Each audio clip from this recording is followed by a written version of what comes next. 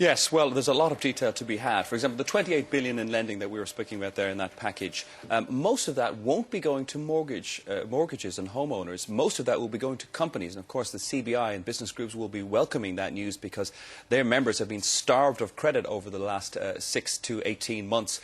But for homeowners who find it very tough to remortgage their home or even get a loan in the first place, it's not quite as good news because that money of 6 billion over 2 years is a mere fraction of the money announced from Northern Rock about 2 weeks ago. But I suppose it does give an indication of how the government is trying to move money around. It's absolutely imposing its writ on the banks that it now controls. It now controls, as we've discussed, Northern Rock, Bradford and Bingley and Royal Bank of Scotland. Lloyds joins that illustrious group now. So the government is imposing its will. It's saying we will impose political decision-making on a bank rather than just commercial or financial decision-making. So why didn't it just nationalise it all as a whole right now?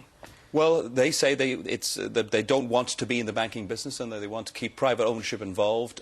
We saw Vince Cable in that piece there. Vince Cable has said very recently that it's inevitable that Lloyds Banking Group will be fully nationalised or taken under control. Whether that will turn out to be the case remains to be seen. Vince Cable has been quite prescient over the last 18 months of this financial crisis.